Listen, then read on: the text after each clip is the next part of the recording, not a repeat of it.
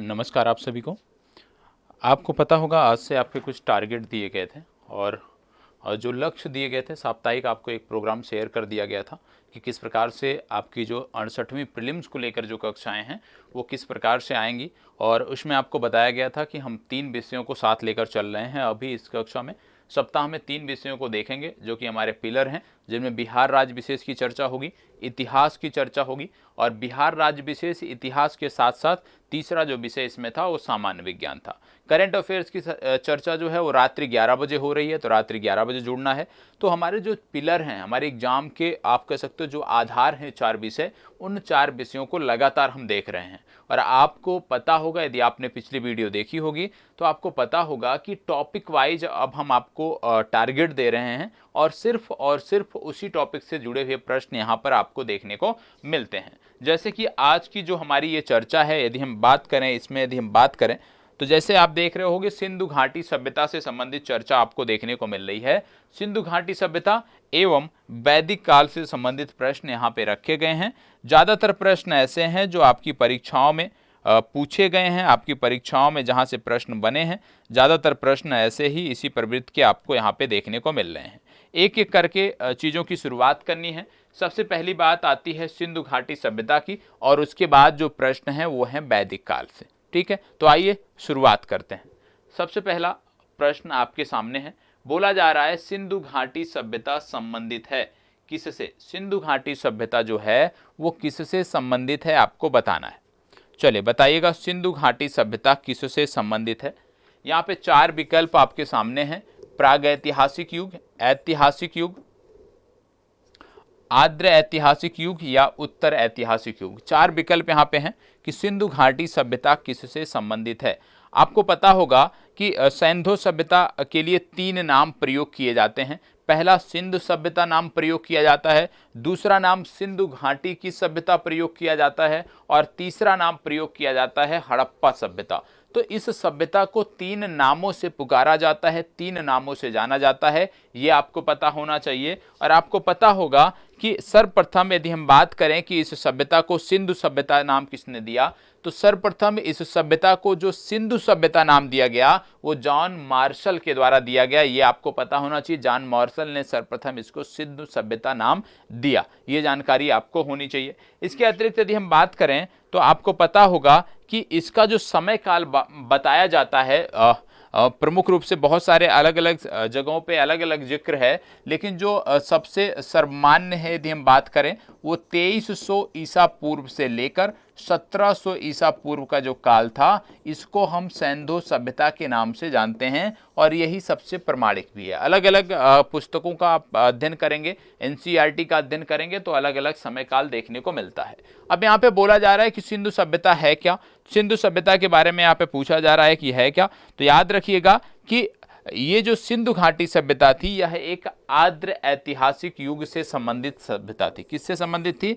आद्र ऐतिहासिक युग से संबंधित सभ्यता थी। आद्र ऐतिहासिक युग से संबंधित सभ्यता इसलिए थी क्योंकि यहाँ पर लेखन कला का ज्ञान तो है किंतु अभी इसे पढ़ा नहीं जा सका है। लेखन कला इस समय काल की देखने को मिलती है लेकिन क्योंकि अभी उसको पढ़ा नहीं जा सका है इसीलिए इसको आद्र ऐतिहासिक काल में हम रखते हैं। ठीक है, चलिए आगे बढ़ते हैं। देखो, प्रत्येक प्रश्न के लिए आपको यहाँ पे 15 से 20 सेकंड के समय दिए जाएंगे और उसी समय में आपको इसका जवाब देना होगा। यहाँ पे बोला जा रहा है सिंधु घाटी की सभ्यता गैर आर्य थी क्योंकि, सिंधु घाटी की जो सभ्यता थी वो गैर आर्य थी। क्यों गैर आर्य थी आपको बताना है। चलो बताइएगा, सिंधु घाटी की जो सभ्यता थी ये गैर आर्य थी, ये आपको बताना है। चलिए बताइएगा, गैर आर्य सभ्यता यह क्यों थी आपको बताना है। आप जानते हैं सिंधु घाटी सभ्यता या सिंधु सभ्यता का जो विस्तार है वो भारत और पाकिस्तान दोनों में देखने को मिलता है। ठीक है, भारत में भी देखने को मिलता है, पाकिस्तान में भी देखने को मिलता है। पाकिस्तान की बात करें तो 3 स्थान हैं जहां पे सिंधु घाटी सभ्यता के विस्तार से जो जुड़े हुए हैं। पाकिस्तान के स्थानों की यदि हम बात करें तो सबसे पहले आपको देखने को मिलता है बलूचिस्तान। ठीक है, बलूचिस्तान, बलूचिस्तान, पंजाब और सिंध। ठीक है, पंजाब यहाँ पे बात हो रही है पाकिस्तान के पंजाब की। तो सिंधु सभ्यता से संबंधित जो पाकिस्तान के स्थल हैं वो 3 जगहों पे देखे जाते हैं, बलूचिस्तान, पंजाब और सिंध, इन 3 स्थानों पर देखे जाते हैं। इसी तरह से भारत के स्थानों की यदि हम बात करें तो आपको देखने को मिलता है पंजाब आपका हो गया, भारत में यदि हम बात करें पंजाब आपका हो गया, राजस्थान आपका हो गया,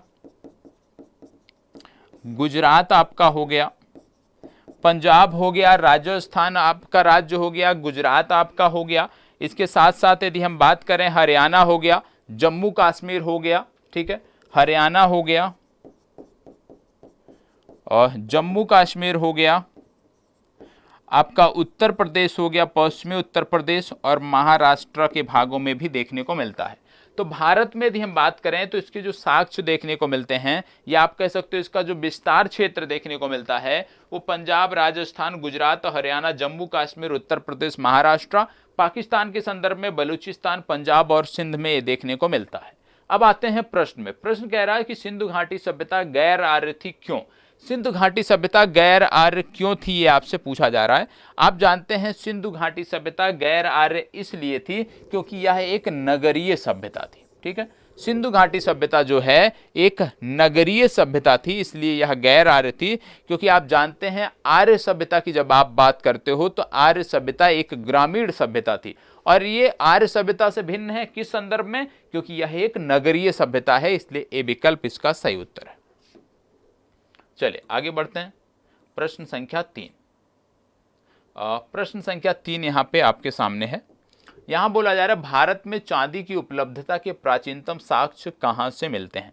चलिए बताइएगा, भारत में चांदी की उपलब्धता के प्राचीनतम साक्ष्य आपको कहाँ पर देखने को मिलते हैं, आपको बताना है। भारत में चांदी की उपलब्धता के प्राचीनतम साक्ष्य कहाँ पर देखने को मिलते हैं? देखो, हड़प्पा और सिंधु सभ्यता जिसको आप बोलते हो, इससे संबंधित कुछ प्रश्न और भी बनते हैं कि संबंधित स्थानों की खोज किसने की। आप इस प्रश्न पे विचार करिए, ठीक है। संबंधित स्थानों का खोज किसने किया? तो जैसे हड़प्पा की बात जब आती है, ठीक है, हड़प्पा की खोज किसने की? तो दयाराम साहनी का नाम आपको याद रखना है, दयाराम साहनी। और दूसरा जो अक्सर पूछा जाता है वो है मोहनजोदाड़ो, ठीक है, मोहनजोदाड़ो। और मोहनजोदाड़ो के बारे में बात करें कि मोहनजोदाड़ो की खोज किसने की, तो राखाल दास बनर्जी का नाम आता है, ठीक है, राखाल दास बनर्जी का नाम आता है। तो ये दोनों आपको पता होना चाहिए, हड़प्पा के बारे में आपको पता होना चाहिए, मोहनजोदाड़ो के बारे में कि इनकी खोज किसने की थी, ठीक है। इसके साथ साथ अब हम बात करते हैं चांदी की उपलब्धता के प्राचीनतम साक्ष्य की। तो चांदी की उपलब्धता के जो प्राचीनतम साक्ष्य हैं, यदि हम उसकी बात करें तो आपको देखने को मिलता है कि चांदी की उपलब्धता के जो प्राचीनतम साक्ष्य हैं वो हड़प्पा संस्कृति में ही देखने को मिलते हैं। हड़प्पा संस्कृति से ही चांदी की उपलब्धता के प्राचीनतम साक्ष्य देखने को मिलते हैं। और यहाँ पे बताया जाता था कि चांदी जो मिलती थी वो राजस्थान से मिलती थी। राजस्थान की जावर की खानें और अजमेर के पास जो खानें थीं, वहाँ से चांदी पर्याप्त मात्रा में जो है इस समय काल में जो है उसका खनन किया जाता था, ठीक है। तो ये आपका हो गया। आगे बढ़ते हैं। हड़प्पा में मिट्टी के बर्तनों पर सामान्यतः किस रंग का प्रयोग हुआ था? हड़प्पा में जो मिट्टी के बर्तन थे उनमें सामान्यतः किस रंग का प्रयोग हुआ था, आपको बताना है। चले बताएगा, हड़प्पा में किस रंग का प्रयोग हुआ है? देखो, प्रारंभिक हड़प्पा सभ्यता में यदि हम बात करें तो आपको पता होगा पैर से चालित जो चाक थे उनका प्रयोग किया जाता था। इस सभ्यता की जब परिपक्व अवस्था में आप जाते हैं तो आपको देखने को मिलता है कि हाथ से जो चाक थे उनका प्रयोग किया जाने लगा, ठीक है। और डिजाइन के आधार पर यदि हम इन बर्तनों की श्रेणियों की बात करें तो इन बर्तनों की 2 श्रेणियां थी, एक तो बिना डिजाइन वाले बर्तन की और दूसरी थी चित्रित मृद भाड़ की, ठीक है। और मृद भाड़ों को बनाने के लिए यदि हम बात करें तो मिट्टी के रेत का मिश्रण प्रयोग किया जाता था, जिसको पकाने पर वह हल्के भूरे लाल रंग का हो जाता था। और मृद भाड़ों के ऊपरी हिस्से में लाल रंग की पुताई भी कर दी जाती थी, ठीक है। तो यहाँ पे बोला जा रहा है कि हड़प्पा में मिट्टी के बर्तनों पर सामान्यतः किस रंग का उपयोग हुआ है, बताएं। देखो, इसमें विशेष रूप से लाल रंग का उपयोग हुआ है, ठीक है। चलिए आगे बढ़ते हैं।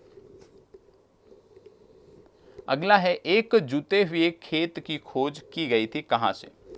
जुते हुए खेत की खोज कहाँ से की गई थी आपको बताना है। चलिए बताइएगा, जुते हुए खेत की खोज कहाँ से की गई थी आपको बताना है। चलिए फास्ट जवाब दीजिएगा, जुते हुए खेत की खोज कहाँ से की गई थी हड़प्पा सभ्यता में, ये आपको बताना है। देखो बात हो रही है जुते हुए खेत की, ठीक है, बात क्या हो रही है, जुते हुए खेत की बात हो रही है। तो सबसे पहले आपको पता होना चाहिए, जब बात हो रही है जुते हुए खेत की, सबसे पहला फैक्ट जो आपको पता होना चाहिए कि ये कहाँ से मिला था, ये मिला था कालीबंगा से, ठीक है। और कालीबंगा की जब बात करते हैं तो कालीबंगा से भूकंप के भी साक्ष्य प्राप्त हुए थे। और आप जानते हो कल भूकंप आया भी था दिल्ली एनसीआर समेत उत्तर प्रदेश, पश्चिमी उत्तर प्रदेश और बिहार के क्षेत्रों में, और नेपाल भी इससे काफ़ी ज़्यादा प्रभावित था। तो इन क्षेत्रों में भूकंप कल देखने को भी मिला है। तो भूकंप के साथ जुते हुए खेत के साक्ष्य, इसके साथ साथ ईंटें, विशेष रूप से कच्ची ईंटें और पक्की ईंटें भी यहीं से मिली हैं।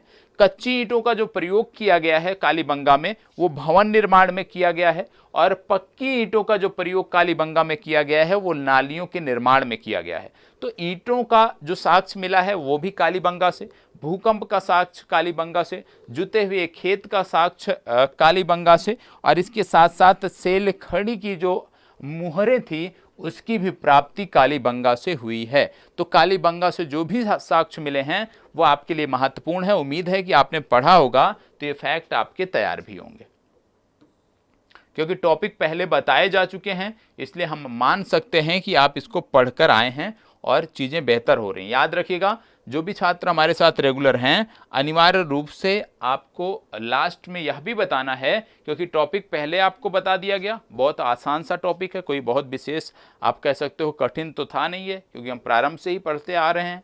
सोर्स भी मैंने बता दिया था कहाँ से पढ़ना है। तो आपकी जिम्मेदारी बनती है कि आपके कितने प्रश्न सही हो रहे हैं उसको भी यहाँ पे बताएं, ठीक है। निम्नलिखित में से किस हड़प्पन नगर में जुते हुए खेतों के निशान मिले हैं? चलिए बताइएगा, फास्ट जवाब, फास्ट जवाब। देखो सबसे पहले अभी हमने बात किया कालीबंगा की, तो वही प्रश्न है, सिर्फ भाषा बदल दी गई है। अब यदि आपसे पूछ लूं मैं कि कालीबंगा ये जो स्थान है ये पड़ता कहाँ पे है, आज के किस राज्य में पड़ता है, तो याद रखिएगा कालीबंगा राजस्थान में पड़ता है, ठीक है। और राजस्थान के कहाँ पे पड़ता है? राजस्थान का हनुमानगढ़ जिला है जहां पे पड़ता है, ठीक है। हनुमानगढ़ जिले में राजस्थान के कालीबंगा पड़ता है, ये आपको पता होना चाहिए, ठीक है। तो प्रत्येक स्थान आज के किस राज्य से संबंधित है, किस शहर से संबंधित है, ये आपको अनिवार्य रूप से पता होना चाहिए। यहाँ पे अगला प्रश्न है, कह रहा है कि दो सूचियां हैं, दोनों को मिलान करना है, ठीक है। एक में कुछ स्थलों के नाम दिए हुए हैं और दूसरी तरफ आप जाएंगे तो कुछ नदियों के नाम दिए हुए हैं। कहने का मतलब है कि आपसे पूछा जा रहा है संबंधित स्थल किस नदी से संबंधित है या किस नदी के तट पर है, तो बताएं। चलिए बताइएगा,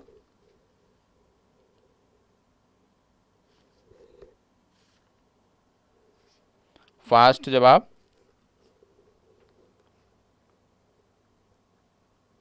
देखो यहां पे पहला दिया है हड़प्पा, पहला जो आप देख रहे हो वो दिया है आपका हड़प्पा, दूसरा है हस्तिनापुर, तीसरा है नागार्जुन कोंडा और चौथा है पैठन। चलो बताएं। देखो कोई तो आपको पता होगा, कम से कम एक यदि आपको पता होगा तो भी आप आसानी से जवाब निकाल सकते हो। हड़प्पा सबको पता है, आप शुरुआत करते हो यहीं से, तो कम से कम ये तो पता होगा कि हड़प्पा सभ्यता जो है ये रावी नदी के तट से संबंधित है। और जैसे ही आपने रावी नदी की बात की तो मतलब आपका जवाब निकल कर आ गया कि आपका बी उत्तर सही होगा, क्योंकि अन्य में जो है ये विकल्प है ही नहीं, एक का दूसरे से मिलान अन्य किसी में है नहीं, तो आपको आंख मूंद कर टिक कर देना है। यदि हम ऐसे देख लें तो हस्तिनापुर गंगा के किनारे, ठीक है, मतलब बी का तीसरा। नागार्जुन कोंडा की बात करें तो नागार्जुन कोंडा आपको कृष्णा के किनारे, पैठन की बात करें तो गोदावरी के किनारे। तो इस तरह से आपको ये जवाब निकालना था। तो ये जो मैचिंग वाले प्रश्न होते हैं ना, ज़्यादातर प्रश्न बहुत ही आसान प्रवृत्ति के होते हैं, क्योंकि यदि आपको एक दो के बारे में पता है तो ज़्यादातर आप जवाब निकाल लेते हो। चलिए इसके बारे में हम बात करते हैं। यहाँ पे कुछ स्थानों के नाम दिए हैं और साथ ही साथ संबंधित राज्यों के नाम दिए हैं कि इनमें से कौन सा किस राज्य में पड़ता है। कुछ सिंधु सभ्यता के स्थलों का जिक्र यहाँ पे किया गया है और कुछ राज्यों का जिक्र किया गया है। तो आपसे पूछा जा रहा है कि कौन सा स्थल किस राज्य में है, आपको मिलान करना है। चलिए, इसमें भी कुछ भी नहीं है, यदि आप ध्यान से देखोगे तो तुरंत आपका जवाब निकल जाएगा। चलें बताएं, फास्ट जवाब, सभी को जवाब देना है।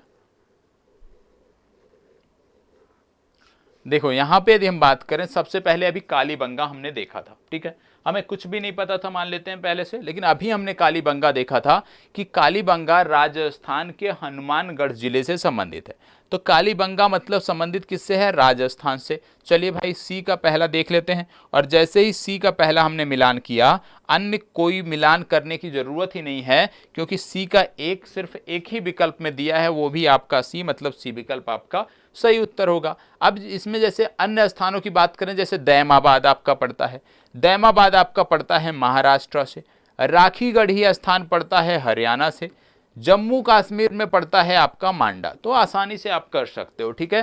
तो कहने का मतलब है, इन प्रश्नों का रखने का तात्पर्य क्या है कि जब आप हड़प्पा के किसी स्थल के बारे में पढ़ते हो, ठीक है, हड़प्पा के किसी स्थल के बारे में पढ़ते हो, तो सबसे पहली बात उस स्थल से क्या क्या साक्ष्य मिले हैं, ठीक है। दूसरा, वह स्थल यदि किसी नदी के किनारे है तो किस नदी के किनारे है। तीसरा, वह स्थल आज किस राज्य के अंतर्गत आता है, ये आपको पता होना चाहिए। मतलब हड़प्पा सभ्यता जब भी आपको पढ़ना है तो ये 3 फैक्ट साथ लेके पढ़ना है। कोई भी स्थल की बात कर रहे हो, सबसे पहले वहां से साक्ष्य क्या क्या मिले, दूसरा किस नदी के किनारे है, और तीसरा कौन सा राज्य है। अगला, निम्नलिखित में से कौन सा एक हड़प्पा का बंदरगाह है? इनमें से कौन सा एक है जो हड़प्पा का बंदरगाह है, आपको बताना है। इनमें से कौन एक है जो हड़प्पा का बंदरगाह है? चलिए बताइएगा, इनमें से कौन सा है जो हड़प्पा का बंदरगाह है। आपको बता दें, पश्चिमी एशिया से व्यापार के लिए यह प्रमुख जो है बंदरगाह हुआ करता था। इसकी विशेषताओं की यदि हम बात करें तो जहाज़ों की गोदी यहाँ पे थी, डॉकयार्ड यहाँ पे था।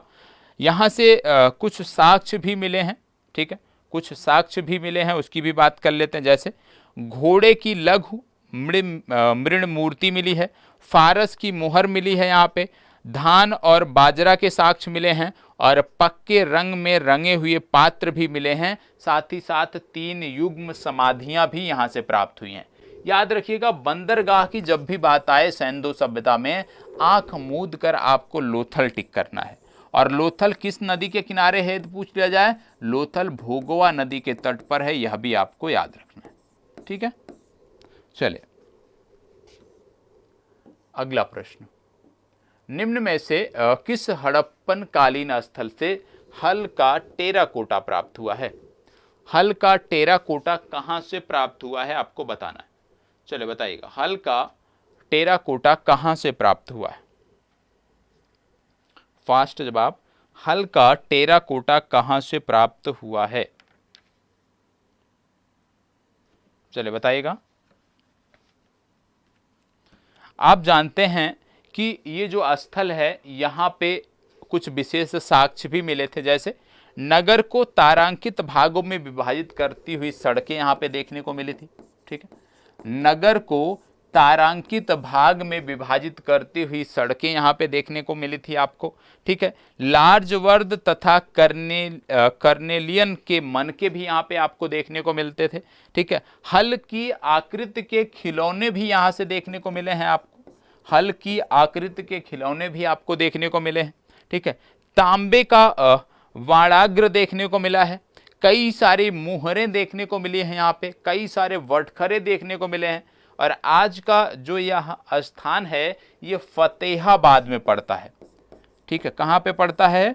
फतेहाबाद। और फतेहाबाद का मतलब ये कहाँ पे पड़ता है? ये पड़ता है हरियाणा में, ठीक है। तो ये आपको पता होना चाहिए। यहाँ पे बात किसकी हो रही है? प्रश्न संख्या 10 में, प्रश्न संख्या 10 में बात हो रही है बनावली की, ठीक है। चलिए आगे बढ़ते हैं। प्रश्न संख्या 11, निम्नलिखित में से कौन सा सिंधु घाटी की सभ्यता से संबंधित स्थल नहीं है? इनमें से कौन सा स्थल है जो सिंधु घाटी सभ्यता से संबंधित नहीं है? चले, पढ़ा होगा आपने सिंधु घाटी सभ्यता, तो निश्चित रूप से आपने देखा भी होगा सिंधु घाटी सभ्यता के कौन कौन से स्थल हैं। तो इनमें से कौन सा नहीं है आपको बता देना है। देखो ये बहुत आसान सा प्रश्न हो जाता है, क्योंकि आपने पढ़ा है तो सभी स्थलों के बारे में आपको पता है, जैसे कालीबंगा हो गया, लोथल हो गया, रोपण हो गया, पता है। इनमें से पाटिलपुत्रा, सिंधु घाटी सभ्यता के संदर्भ में यदि हम बात करते हैं तो पाटिलपुत्रा का जिक्र आपको देखने को नहीं मिलता है। तो इसका सही उत्तर क्या हो जाएगा? सी विकल्प, क्योंकि ये पाटिलपुत्रा जो है ये सिंधु सभ्यता का स्थल नहीं है। अब भारत का सबसे बड़ा हड़प्पन पूरा स्थल कौन सा है?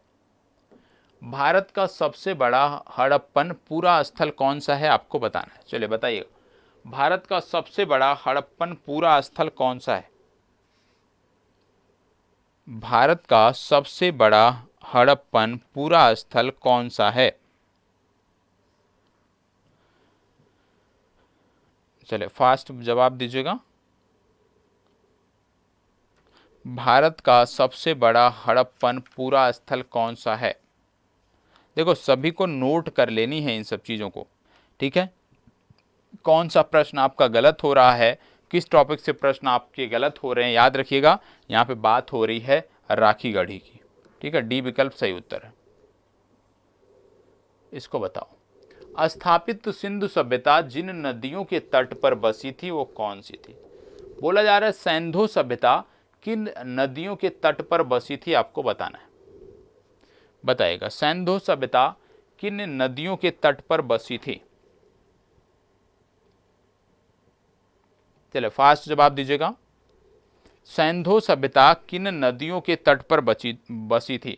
आप जानते हैं सिंधु सभ्यता की जब बात करते हैं, इसका उत्तरी विस्तार जम्मू कश्मीर के मांडा तक, दक्षिणी विस्तार महाराष्ट्र के दैमाबाद, पूर्वी विस्तार आलमगीरपुर और पश्चिमी विस्तार सुतकोंगेडोर तक था। ये भी आपको पता होना चाहिए। यहाँ पे बोला जा रहा है सिंधु घाटी सभ्यता में किन नदियों का जिक्र है। आप सिंधु सभ्यता पढ़े होंगे तो कहीं भी आपको गंगा का जिक्र नहीं होगा, ठीक है। सिंधु घाटी सभ्यता में कहीं भी गंगा का जिक्र नहीं है। तो सिंधु घाटी सभ्यता में जिक्र किसका है? झेलम का, चेनाब का, सिंधु का। तो इसका सही उत्तर हो जाएगा 1, 2 और 3, मतलब सिंधु, झेलम और चेनाब का जिक्र आपको देखने को मिलता है। चलिए अगला प्रश्न, निम्नलिखित में से कौन हड़प्पा और मोहनजोदड़ो के उत्खनन से संबंधित नहीं थे? इनमें से कौन से थे जो हड़प्पा और मोहनजोदड़ो के उत्खनन से संबंधित नहीं थे? बताएं, फास्ट जवाब दीजिएगा। चले बताएं।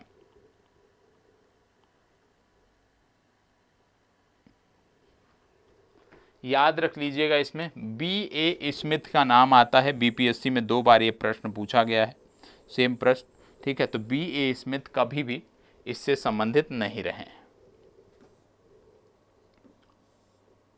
हड़प्पन कालीन स्थलों में अभी तक किस धातु की प्राप्ति नहीं हुई है?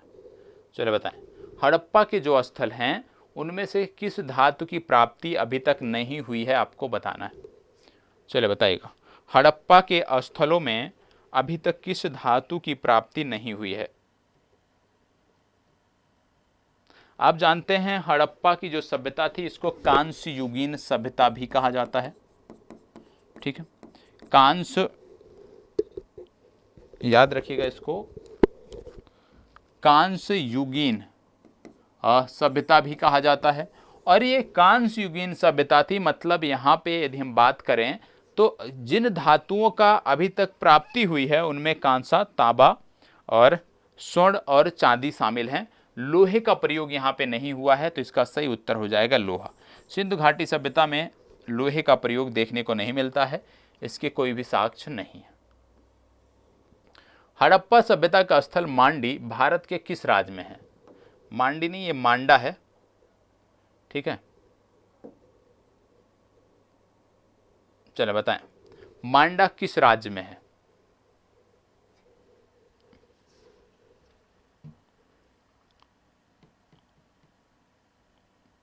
देखो याद रखिएगा, 2 चीज यहां पे आपको याद रखना है। एक स्थल है मांडी और एक स्थल है मांडा, ठीक है, तो दोनों आपको पता होना चाहिए। यहाँ पे जो प्रश्न था वो मांडी को लेकर नहीं था, वो मांडा को लेकर था। ठीक है, कि मांडा किस राज्य से संबंधित है, बताएं। मांडा किस राज्य से संबंधित है?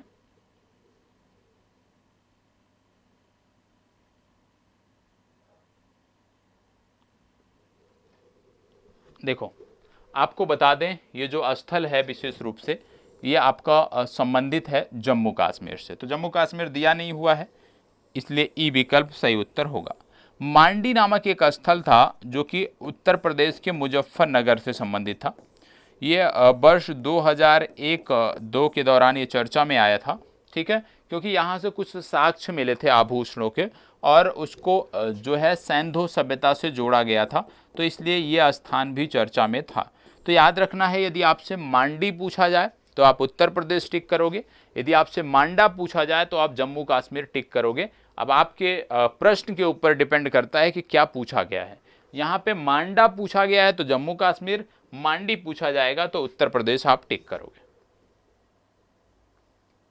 चलो इसको बताओ, वस्त्रों के लिए कपास की खेती को आरंभ सर्वप्रथम किसने किया? वस्त्रों के लिए कपास की खेती का शुभारंभ सर्वप्रथम कहां पर हुआ था, यह आपको बताना है। मिस्र, मेसोपोटामिया, भारत या मध्य अमेरिका में।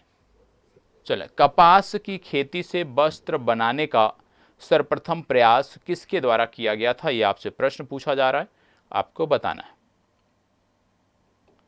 चले बताइएगा। देखो, कपास की खेती की बात यहां पे हो रही है, तो याद रखिएगा कपास की खेती की जब बात आती है तो ये भारत से संबंधित है। चलिए अगला प्रश्न, त्रयी किसका नाम है? चलिए बताइएगा, त्रयी किसका नाम है? ये प्रश्न बहुत ही सिंपल सा है लेकिन कई बार पूछा गया है। त्रयी किसका नाम है, बताएं। त्रयी किसका नाम है?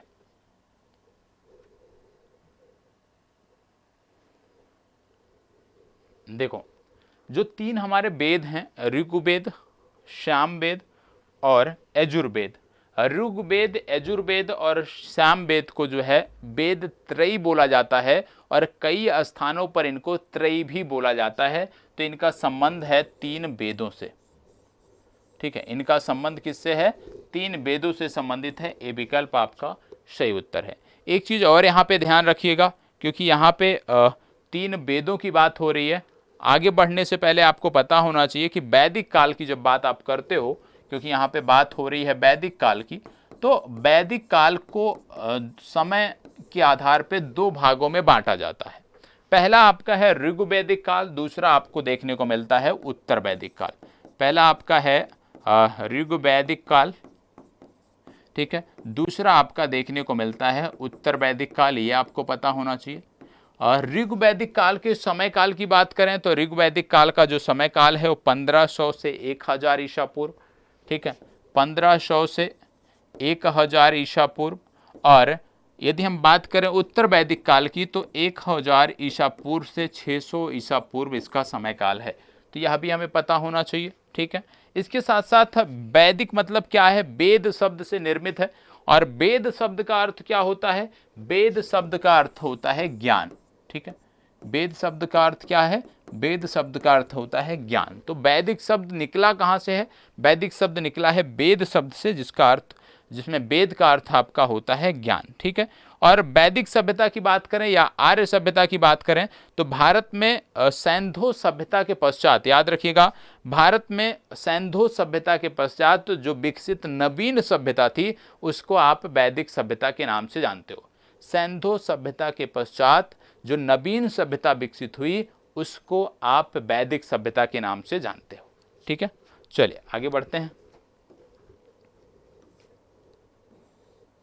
किस वैदिक ग्रंथ में वर्ण शब्द का उल्लेख देखने को मिलता है? वर्ण शब्द का सर्वप्रथम उल्लेख कहां देखने को मिलता है? चलिए बताइएगा, वर्ण शब्द का सर्वप्रथम उल्लेख कहां देखने को मिलता है? ऋग्वेद, अथर्ववेद, सामवेद या यजुर्वेद? बताएं।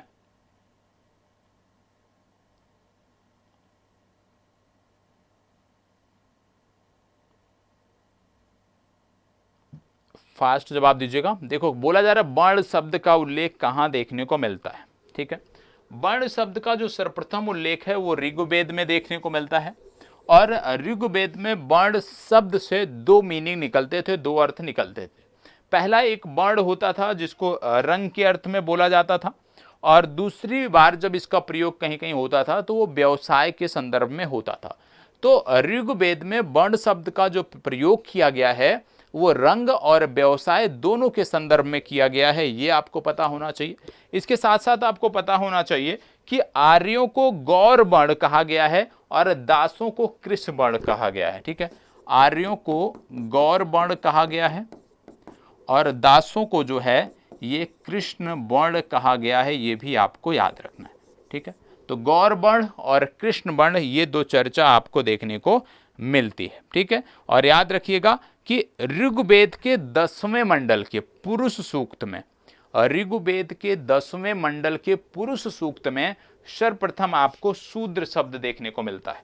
ठीक है, तो शूद्र का सर्वप्रथम उल्लेख कहाँ है वो भी आपको पता होना चाहिए। वर्ण व्यवस्था से संबंधित पुरुष सूक्त मूलतः कहाँ पाया जाता है, बताएं। वर्ण व्यवस्था से संबंधित पुरुष सूक्त कहाँ पाया जाता है? अभी मैंने आपको बोला कि ऋग्वेद के 10वें मंडल में, ऋग्वेद के 10वें मंडल में आपको देखने को मिलता है कि पुरुष सूक्त, और उसी पुरुष सूक्त में सर्वप्रथम जो है वो शूद्र शब्द का वर्णन किया गया है। तो यदि आपने पूर्व की लाइन को ध्यान से सुना होगा तो आप तुरंत जवाब दे सकते हो, क्योंकि मैंने स्पष्ट बोला ऋग्वेद के। ठीक है, मतलब ये जो वर्ण व्यवस्था है जिससे संबंधित पुरुष सूक्त है ये कहाँ पाया जाता है, ये ऋग्वेद का अंश है, ऋग्वेद से संबंधित है। ठीक है, चलिए इसको बताएं। यहां पे दो सूचियां हैं, इनको मिलान करना है, फास्ट करिएगा क्योंकि इसमें जितने प्रश्न हैं आज हमें समाप्त करने हैं। यहाँ पे देख रहे होंगे आप, एक तरफ वेद दिए हुए हैं और एक तरफ उनसे जुड़े हुए कुछ फैक्ट दिए हुए हैं। आपको बताना है कि कौन सा फैक्ट किससे संबंधित है। चलिए बताइएगा।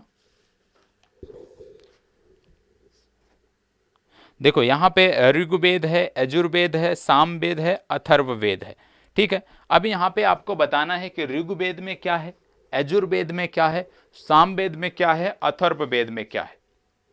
देखो ऋग्वेद में, इनमें यदि हम बात करें तो सबसे पहले आपको देखने को मिलता है कि जो संगीत में स्रोत आपको देखने को मिलते हैं, इन संगीत में स्रोतों की जो चर्चा है वो ऋग्वेद में आपको देखने को मिलती है। इनमें कुल यदि हम बात करें तो 1028 सूक्त देखने को मिलते हैं। ठीक है, 1028 सूक्त आपको ऋग्वेद में देखने को मिलते हैं, और इसके साथ साथ आपको देखने को मिलता है कि 10,000 से ज्यादा ऋचाएं और मंत्र इसमें आपको देखने को मिलते हैं। दूसरा नाम आपको देखने को मिल रहा होगा, दूसरा वेद यजुर्वेद। यजुर्वेद में यदि हम बात करें तो स्रोत तथा कर्म कांडों का जिक्र जो है ये यजुर्वेद में किया गया है। ठीक है, तीसरा आपका है सामवेद। सामवेद नाम से ही स्पष्ट है, यदि आप देख रहे होंगे तो इसमें क्या है, संगीतमय स्रोत हैं जिनको उद्गाता पुरोहित द्वारा गाया जाता है, मतलब सामवेद का संबंध है स्रोत एवं प्रार्थनाओं से। अथर्ववेद की बात करते हैं तो अथर्ववेद का संबंध है तंत्र मंत्र एवं वशीकरण से संबंधित है।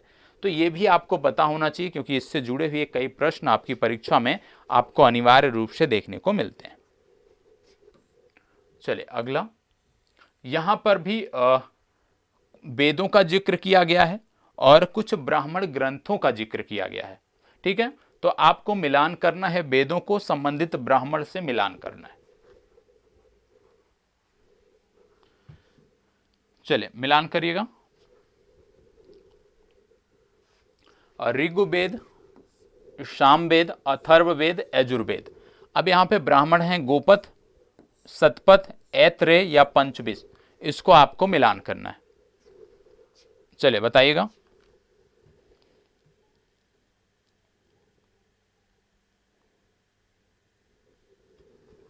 देखो ऋग्वेद की यदि हम बात करें तो ऋग्वेद का संबंध है ऐतरेय ब्राह्मण से।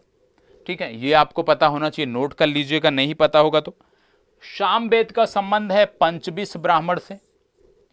अथर्ववेद की यदि हम बात करते हैं तो अथर्ववेद का संबंध है गोपथ ब्राह्मण से। ठीक है, और यजुर्वेद का संबंध है शतपथ ब्राह्मण से। तो इस प्रकार से आप अपना उत्तर निकाल लीजिए। मतलब ऋग्वेद का संबंध है ऐतरेय से, सामवेद का संबंध पंचविश से, अथर्ववेद की जब बात करते हैं तो अथर्ववेद का संबंध गोपथ से, और यजुर्वेद का संबंध जो है वो आपको देखने को मिलता है शतपथ से। चलिए अगला, ऋग्वेद संहिता का 9वां मंडल किसको समर्पित है? ऋग्वेद संहिता का 9वां मंडल किसको समर्पित है आपको बताना है। 4 नाम यहां पे दिए हुए हैं, आपको अपने उत्तर का चुनाव करना है। ऋग्वेद संहिता का 9वां मंडल किसको समर्पित है? चलिए बताएं, ऋग्वेद का 9वां मंडल किसको समर्पित है? देखो बार बार ऋग्वेद की बात आ रही है, तो आपको बता दें कि ऋग्वेद के संदर्भ में जब बात करते हैं तो 2 नदियों का आपको जिक्र देखने को मिलता है। ठीक है, पहला सरस्वती नदी का जिक्र देखने को मिलता है और दूसरा सिंधु नदी का जिक्र देखने को मिलता है। तो यह स्पष्ट होना चाहिए कि सरस्वती और सिंध 2 नदियों का जिक्र आपको देखने को मिलता है। सरस्वती में यदि हम बात करें तो सबसे पवित्र नदी जो है सबसे पवित्र नदी सरस्वती नदी को माना जाता है। इसके 3 अन्य नाम जैसे नदी तमा, माते तमा, ठीक है, तो इसके कई सारे अन्य नाम भी देखने को मिलते हैं। नदी तमा हो गया, माते तमा हो गया, देवी तमा हो गया, ये इसके नाम हैं और सबसे पवित्र नदी के रूप में इसका जिक्र किया गया है। इसके बाद आता है सिंधु नदी। सिंधु नदी की जब हम बात करते हैं तो आपको देखने को मिलता है कि ऋग्वेद में सबसे ज्यादा बार जिस नदी का उल्लेख किया गया है वो नदी है सिंधु। सबसे ज्यादा बार उल्लेखित नदी आपकी जो है ऋग्वेद में वो है सिंधु नदी। और एक चीज और याद रखिएगा, इसका अन्य नाम था हिरण्यनी। ठीक है, क्यों इसको ये नाम दिया गया था? ये नाम इसको क्यों दिया गया था? ये नाम इसके आर्थिक महत्व के कारण दिया गया था, ये आपको पता होना चाहिए। और यह भी आपको पता होना चाहिए, परावत एक स्थान था। परावत, ये जो परावत स्थान था ये अरब सागर से संबंधित था और इसी परावत नामक स्थान पर जो सिंधु नदी है वो अरब सागर में जाकर मिल जाती है। ठीक है, तो इतनी जानकारी आपको पता होना चाहिए। अब बोला जा रहा है कि 9वां मंडल किसको समर्पित है? तो 9वां मंडल विशेष रूप से सोम और इस नाम पर जो देवता हैं उनको समर्पित है। ठीक है, चलिए आगे बढ़ते हैं। भारत के किस स्थल की खुदाई से लौह धातु के प्रचलन के प्राचीनतम प्रमाण मिले हैं? बताइए, भारत के किस स्थल की खुदाई से लौह धातु के प्रचलन के प्राचीनतम प्रमाण मिले हैं? बताइएगा, लौह धातु के प्राचीनतम प्रमाण कहां से मिले हैं आपको बताना है। किस स्थल की खुदाई से लौह धातु के प्रचलन के प्राचीनतम प्रमाण मिले हैं? बताएं।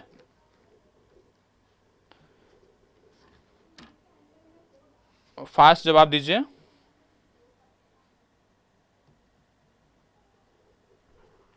चले, देखो यहां पे एक स्थान है जिसको बोलते हैं अतरंजी खेड़ा, याद कर लीजिएगा। अतरंजी खेड़ा नामक वो स्थान है जहां से लौह धातु के प्रगलन के प्राचीनतम प्रमाण मिले हैं। इसको बताइए। उपनिषद पुस्तकें हैं, उपनिषद पुस्तकें हैं किसकी? बताएं, उपनिषद किसकी पुस्तकें हैं ये आपको बताना है।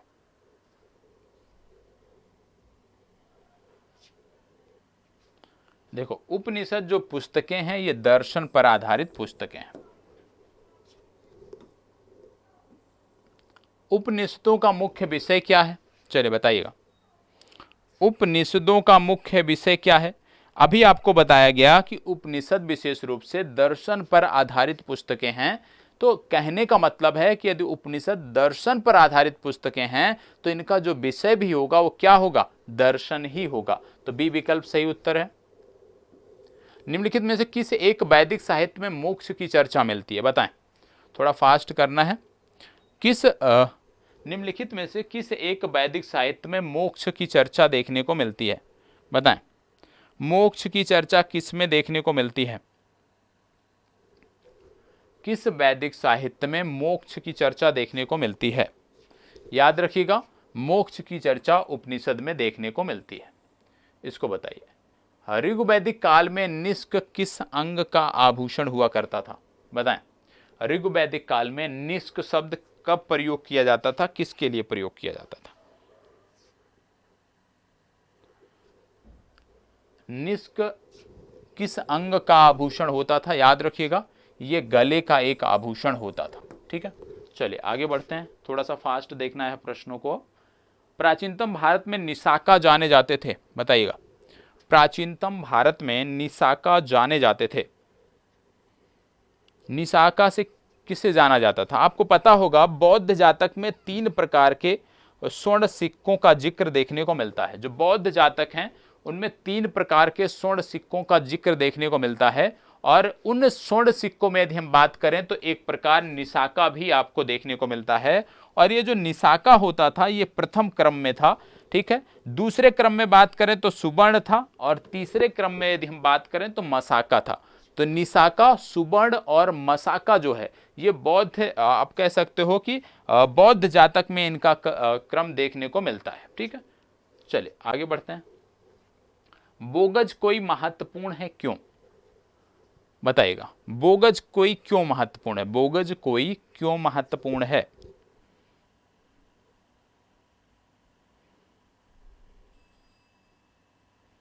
चलिए बताइएगा। देखिए, एशिया माइनर स्थित जो बोगज कोई है वहां से 14वीं शताब्दी ईसा पूर्व के अभिलेख में ऋग्वैदिक काल के जो देवता थे, जैसे इंद्र, वरुण, मित्र और नासत्य, इनका उल्लेख मिलता है। और इससे जानकारी मिलती है कि जो वैदिक आर्य थे वो ईरान से होकर भारत आए। तो इसमें यदि हम बात करें बोगज कोई की, तो इसका बी विकल्प सही उत्तर होगा। निम्नलिखित में से किसने आर्यों के आदि देश के बारे में लिखा है? बताएं, आर्यों के आदि देश के बारे में किसने लिखा है, आपको बताना है। आर्यों के आदि देश के बारे में किसने लिखा है? फास्ट जवाब दीजिएगा, बहुत ही सिंपल सा प्रश्न है। देखो, आर्यों के आदि देश के बारे में बाल गंगाधर तिलक ने लिखा है। ठीक है, चलिए आगे बढ़ते हैं। जिस ग्रंथ में पुरुष मेध का उल्लेख हुआ है वह कौन सा है? जिस ग्रंथ में पुरुष मेध का उल्लेख हुआ है वह कौन सा है? बताइएगा, किस ग्रंथ में पुरुष मेध का उल्लेख हुआ है? किस ग्रंथ में पुरुष मेध का उल्लेख हुआ है, आपको बताना है।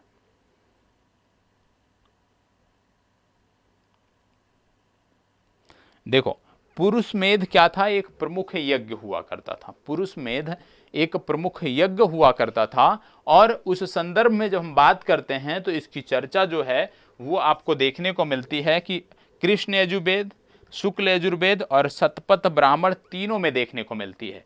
ठीक है, तो यहाँ पे क्योंकि एक से ज्यादा विकल्प सही हो रहे हैं, इसलिए आप ई विकल्प का जिक्र करोगे, ई विकल्प को आप टिक करोगे। इसको बताइएगा, शतपथ ब्राह्मण में उल्लिखित राजा विदेह माधव किससे से संबंधित ऋषि कौन थे?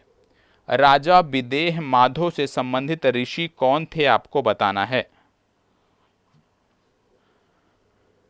विदेह माधव से संबंधित ऋषि कौन थे? याद रखिएगा, डी विकल्प, ऋषि गौतम राहुगण। इसको बताओ। ये बहुत बार पूछा जाने वाला प्रश्न है, बहुत कॉमन सा प्रश्न है, अक्सर पूछा जाता है, तो आपको जवाब देना है। प्रसिद्ध 10 राजाओं का युद्ध किस नदी के तट पर लड़ा गया? प्रसिद्ध 10 राजाओं का युद्ध किस नदी के तट पर लड़ा गया, आपको बताना है। चलो जवाब दीजिएगा, 10 राजाओं का युद्ध किस नदी के तट पर लड़ा गया था? चलो बताइएगा, प्रसिद्ध 10 राजाओं का युद्ध किस नदी के तट पर लड़ा गया था? गंगा, कावेरी, ब्रह्मपुत्रा या परशुनवी? देखो, ये जो 10 राजाओं का युद्ध था ये परशुनवी नदी के तट पर लड़ा गया था। परशुनवी नदी का अन्य नाम क्या है, ये आज आपका होमवर्क है कि आप बताओगे कि इसको किस अन्य नाम से जाना जाता था। ठीक है, किस अन्य नाम से इसको जाना जाता है परशुनवी नदी को, ये आपका होमवर्क है, होमवर्क नंबर 1। इसको आपको करना है अनिवार्य रूप से। ठीक है, चलिए आगे बढ़ते हैं। इसको बताओ, निम्न में से किस नदी को ऋग्वेद में माते तमा, देवी तमा या नदी तमा उपनाम से जाना जाता है, बताइएगा। किस नदी को ऋग्वेद में नदी तमा, माते तमा, देवी तमा से संबोधित किया जाता है, बताइएगा। कौन सी नदी है जिसको ऋग्वेद में नदी तमा, माते तमा, देवी तमा नाम से संबोधित किया जाता है। आपको मैंने बताया था, यदि आपको याद हो, कि ऋग्वेद में इसको सबसे पवित्र नदी के रूप में इसका वर्णन किया गया है। और ये जो नदी है ये है सरस्वती नदी। ठीक है, तो सरस्वती नदी को इन 3 नामों से जाना जाता है, पूर्व में मैंने आपको बताया था।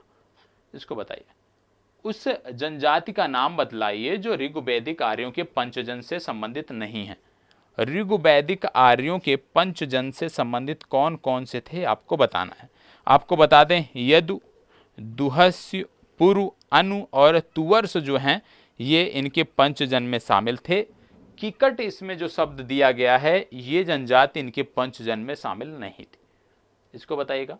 प्राचीन काल में आर्यों के जीविकोपार्जन का मुख्य साधन क्या था? आर्यों के जीविकोपार्जन का मुख्य साधन क्या था? आप जानते हैं आर्य सभ्यता मुख्य रूप से ग्रामीण सभ्यता थी। ग्रामीण सभ्यता होने के नाते पशुपालन और कृषि जो है ये इनकी संस्कृति रही है। तो विशेष रूप से पशुपालन और कृषि इसमें शामिल था। इसमें यदि हम बात करें तो पशुपालन दिया नहीं गया है, कृषि दिया है, इसलिए आप ए विकल्प को टिक करोगे। ठीक है। ऋग्वेद में उल्लेखित यौ शब्द किस कृषि उत्पाद हेतु प्रयुक्त किया गया, बताएं। ऋग्वेद में यौ शब्द किस कृषि उत्पाद के लिए प्रयुक्त किया गया है? 4 विकल्प आपके सामने हैं, बताएं। यो का मतलब क्या होता था? यो का मतलब होता था जौ। ए विकल्प सही उत्तर है। इसको बताइएगा। भारतीय प्रतीक पर उत्कीर्ण सत्यमेव जयते कहां से लिया गया है?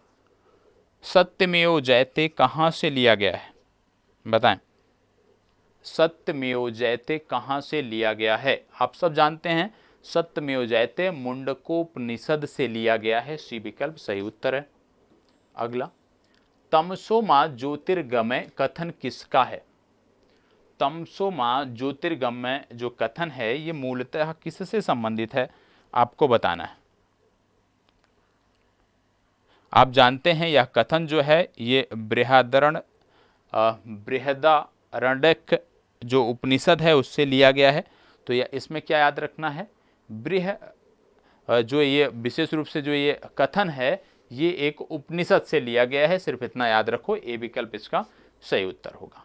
आज का लास्ट प्रश्न, ऋग्वेद की मूल लिपि क्या थी? ऋग्वेद की मूल लिपि क्या थी, बताएं। ऋग्वेद की मूल लिपि क्या थी? देखो यहाँ पे ऋग्वेद की मूल लिपि की बात हो रही है, याद रखना है ऋग्वेद की मूल लिपि थी ब्राह्मी। ठीक है, तो आज की जो चर्चा है ये पीडीएफ भी आपको मिलेगा। ये प्रश्नों की जो पीडीएफ है आंसर फॉर्मेट में आपको मिलेगी। ठीक है, इसके लिए निश्चिंत रहना है। दूसरी बात, कल का जो टॉपिक है वो आपको तैयार करना है। देखो आपने देखा था कि 2 दिन इतिहास, 2 दिन सामान्य विज्ञान और 2 दिन बिहार राज्य विशेष से जुड़ी हुई चर्चा आपके साथ होगी। तो आज पहला दिन था, आज पहले दिन हमने देख लिया एक टॉपिक, और कल से जो है इसी के संदर्भ में अभी प्राचीन भारत के इतिहास में हम आगे बढ़ेंगे, उसकी चर्चा देखेंगे और फिर इसी तरह से हम क्रमवार चीज़ों को लेकर चलेंगे। तो आज की जो चर्चा है वहीं पे समाप्त होती है। ठीक है, कल फिर मिलते हैं, तब तक के लिए इसी प्रकार बने रहें। बाकी कोई भी डाउट होता है तो आप कमेंट बॉक्स में पूछ सकते हैं।